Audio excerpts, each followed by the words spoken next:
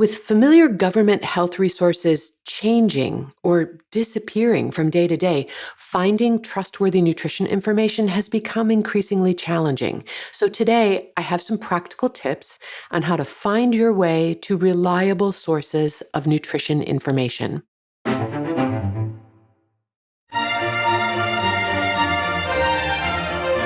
Hello, and welcome to the Nutrition Diva podcast. I'm your host, Monica Reinagel, and for the last 16 years, my goal in this podcast is to be a reliable source of factual and balanced information about food and nutrition. There is a lot of news and noise out there, and sometimes it's hard to know what to pay attention to and what to believe. And that's always been the case, but perhaps never more so than the current moment. A couple of weeks ago, I got an email from Melanie, who is concerned about whether our current government officials and agencies can still be relied upon to give truthful and accurate information about food and nutrition. And she asked if I had any recommendations for reliable sources. Well, in the past, I have relied on and referred people to resources provided by the National Institutes of Health, the Food and Drug Administration, the United States Department of Agriculture, the Centers for Disease Control, all of whom maintained large databases of useful and up-to-date information on things like nutritional supplements, alternative and complementary therapies, health and nutrition research, food safety, dietary guidelines. Now, of course, no agency or individual, including me, gets everything right. And so I often supplemented these with other sources of information. But I did take for granted the existence and the reliability of well-funded government agencies staffed by serious scientists and competent administrators, and largely protected from political winds and whims. Priorities and points of view might certainly shift or evolve, but the basic mandate and function of these institutions were basically stable and solid. Regardless of your political views, I think we can all agree that many things about our government and its functions that we have taken for granted for generations are no longer assured. Funding and staffing are being decimated. Important resources and information are being removed from public websites. And so Melanie's question is an important one. How do we identify factual, reliable sources about food, nutrition, and health? And how do we evaluate the information that we are being given? Although this question may feel like it has taken on new importance lately, it's not an entirely new problem. Mistrust in authority, conspiracy theories, shaky science, snake oil salesmen have always been part of the landscape. And some people have long harbored deep suspicions about the scientists, the institutions, and the agencies that most of us regarded as perhaps flawed, but basically trustworthy and authoritative. And to be sure, a certain amount of skepticism is healthy. But I also want to say that for those who believe in the basic tenets of science, namely careful observation, testable hypotheses, plausibility, reproducibility, and so on, there are limits to our credulity. To paraphrase Dr. Martin Luther King Jr., although the arc of science may be long and often wobbly, I do believe that it generally bends toward truth. However, I did want to offer also some practical suggestions for those of you feeling the way Melanie is feeling right now. First, what is the educational background and the credentials of your source? There are a lot of self-taught nutrition experts out there, and I know because I used to be one. As some of you know, I originally studied music. I started my career as a professional opera singer. And like most young opera singers, I supported myself with various day jobs. And one year, I got a job with a publishing company in the research department of their health division.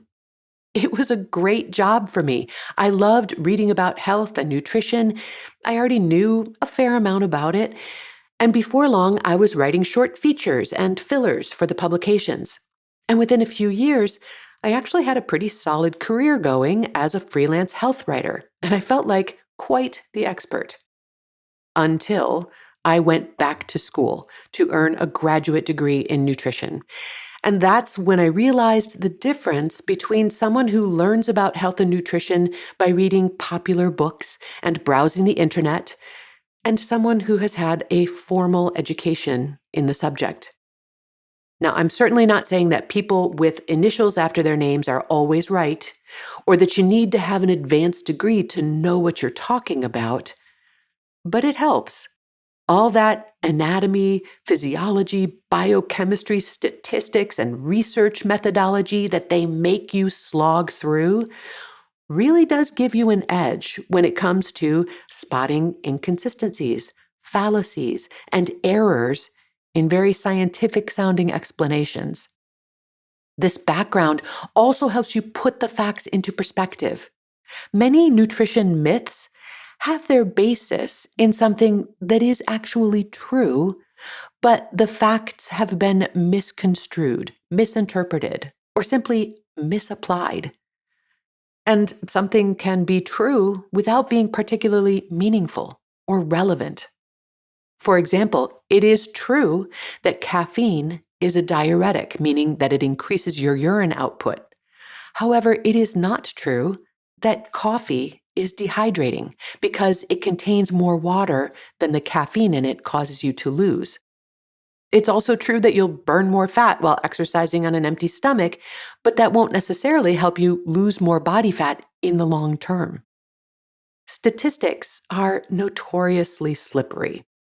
If I told you that using a random number selector instead of playing your mother's birthday would make you 100 times more likely to win the lottery, you might be pretty excited, unless I also told you that you'd still be much more likely to be hit by lightning twice than you are to win the lottery. And a lot of nutrition advice is based on exactly these sorts of statistics. A well-referenced argument is always more credible than one with no backup. But don't be overly dazzled by footnotes. I have seen nutrition articles online studded with tiny little numbers after every sentence and pages upon pages of references at the end, but a closer look reveals that most of the references are actually websites, magazine articles, and other sources that present the same arguments, also without citing any solid evidence.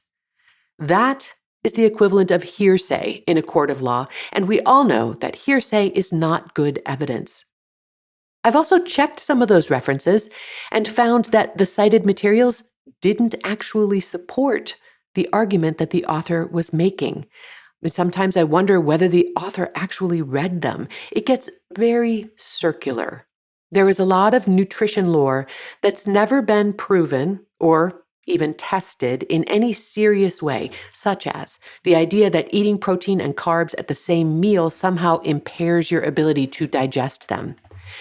It's simply been repeated over and over again until many people believe it to be true. Even worse, there is nutrition lore that has been definitively disproven, such as the idea that cooking foods in the microwave destroys all the nutrients, or that acidic foods make your blood more acidic and harm your health. And yet these ideas continue to be repeated and believed. I'm constantly doing shows on stuff like this, and you can find them all in our episode archives, and I'll include a link to the archives in the show notes, along with a list of trusted resources that I use to research health and nutrition topics. If you're looking for a reliable source of nutrition information, you want someone who is willing to do their own primary research with an open mind. That means checking the scientific literature directly and reporting all that you find there. It's not fair to cite one study that supports your view and not mention the 75 that refute it. Now, we don't need to detail all 76 studies, but we do need to give an accurate representation of what's out there.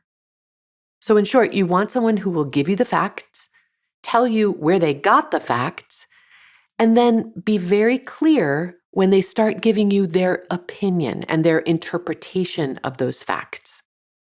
And finally, I want to acknowledge the limits of scientific knowledge.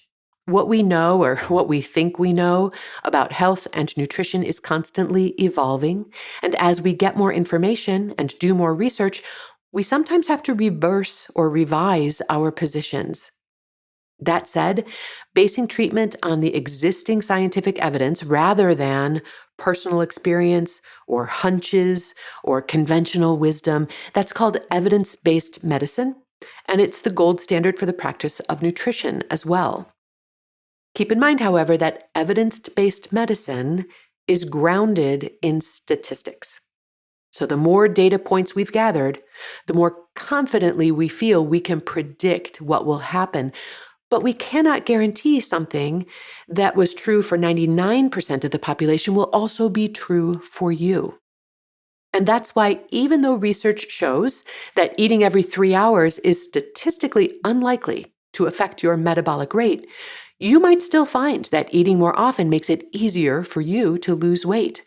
So you could be the statistical anomaly, or more likely, it might be that eating every 3 hours doesn't affect your metabolism at all, but maybe it helps you control your appetite better. So if you've already found what works for you, then really all the statistics in the world don't really matter. But if you haven't found what works for you, I think it makes sense to start with the approach that's most likely to produce good results. And that's why I encourage you to look beyond compelling narratives, pseudoscientific jargon, and personal testimonials when you're shopping for health information, and look for the type of things that I've mentioned here. As I wrote to Melanie, although some of the institutions that we have trusted in the past may not currently be as reliable as they once were, I think the people that you have trusted in the past are still doing their best to push back against misinformation and to serve as credible resources. And I hope that you will count me among them. If you have a question you'd like me to answer, you can email me at nutrition@quickanddirtytips.com. And if you'd like to find out about having me speak, perhaps on the topic of scientific literacy at your next live or virtual event, you can learn more at wellnessworkshere.com. Nutrition Diva is a Quick and Dirty Tips podcast. Steve Riekeberg is our audio engineer. Brian Getchis provides script editing. Holly Hutchings is our digital operations specialist. And Morgan Christensen heads up podcast operations and advertising. Davina Tomlin is in charge of marketing and publicity. And we also get indispensable support from Nat Hoops. Thanks to all of them.